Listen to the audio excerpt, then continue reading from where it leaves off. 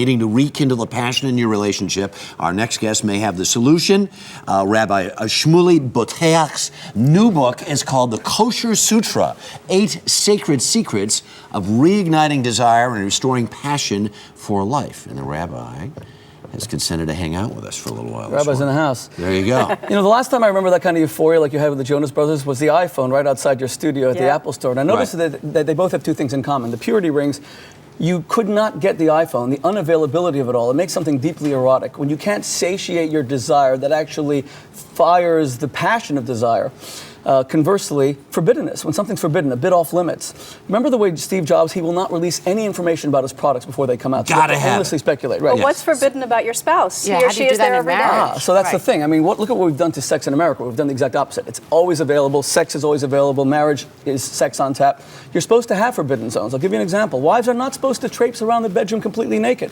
By doing that, you demagnetize the body. I think husbands would disagree with that statement. Well, you know, those are the same husbands who, rather than fondling their wives' assets every night, are playing with the remote. So, you know, we really want to change it around a bit. Look, here's the thing, though, because the guy we had on yesterday, he talks about writing this book. He's with the guys at the playground talking about sex after pregnancy, and they all said, well, there isn't any. But the problem is there isn't any. All of this stuff, the running around naked or who knows whatever else is, how do you get over the bridge to getting back to getting some? You know, by the way, this early in the morning, I don't know if we should have some, but there you go. Look, the way it works is after pregnancy, a lot of people stop having sex specifically because of the mental transformation. A lot of men have ceased seeing their wives as their lovers, and now they see them as the mothers of their children. Mm-hmm. My book basically says that sex is all about the mind. It's almost not about the body. When you go to a beach and you see a woman walking around in a bikini, that's sexy, but it's not erotic. Here's proof. Mm-hmm. Most guys throw a frisbee or fall asleep. Not that erotic. But if you peer into a woman's bedroom when she leaves the blinds open, and now she's wearing the same amount of clothing, you don't think to yourself, darn, anyone have a frisbee? Something changed, something forbidden has now been brought into the relationship. We treat sex in America as an itch that needs to be scratched. Let's have sex in order to get it out of our system. People treat it as a sedative. Women hate that.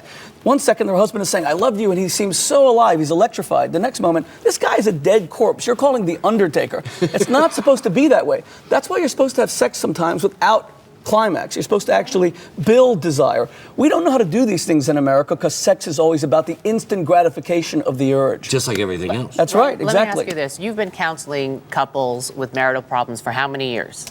About 20 years. And really, since I got married myself, yeah. And what's the biggest complaint you hear from couples when they come to you? By far the biggest complaint is we're falling out of love, we're drifting apart. That is the number one cause of divorce today. In other words, all these books that you read, that's why I called it the Kosher Sutra. You could read the Kama Sutra, you could read about 10,000 sexual positions, but that doesn't mean you have any desire to implement them in the first place. The loss of desire is the biggest problem we have today. 1 out of 3 American couples is entirely platonic. 40 million married Americans live without sex. Those who have sex have it once a week for 7 minutes at a time. I mean, it takes longer to tell your girlfriend about it. We really are losing our ability to connect. We think we're this overly sexualized society when really our kids are delivered these days by a stork. So you got to get back that desire. And you say you can do it if you bring back the mystery and you stop worrying about the goal as much as the process? Well, is that really the answer? There's 8 secrets. One of them, for example, is unquenchable yearning. You can't always get what you want. Look at the way it works in restaurants. If you go to a fast food restaurant, you order a Big Mac, it's right there. You always think the food is bad because there was no lust for it. But when they keep you waiting a little bit, you feel more satisfied because the yearning itself led to the deep satisfaction.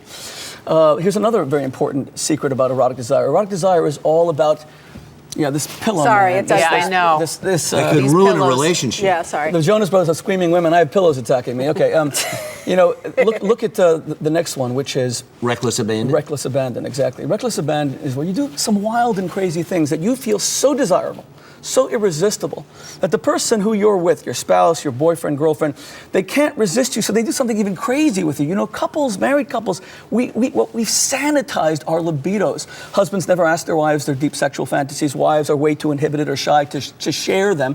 They also don't think that the weak male libido can handle it, because women are much more sexual than men. That's one of the great sexual secrets. We live in a society where we think that the husband says to his wife, how about some sex tonight, honey? And she responds, not tonight, I have a headache.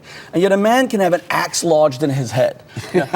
And he's always still ready. Yeah. And it's not true. Men are uni-orgasmic, women are multi-orgasmic.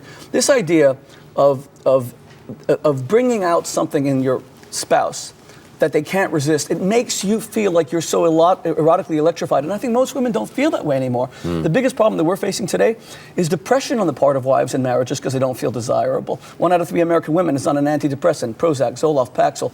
We can combat that if women were made to feel like they're desirable, not through cosmetic procedures, but just the way they are. There you go. So you can only read little bits of this book at a time because you don't want to, you want to Right. Overload. sustain the. Keep the mystery, Exactly. prolong it. That's right. We get it. This is all power of suggestion. I hope the people were conjuring up all kinds of images while we were speaking. All right, Rabbi. Thank you so much. Thank you.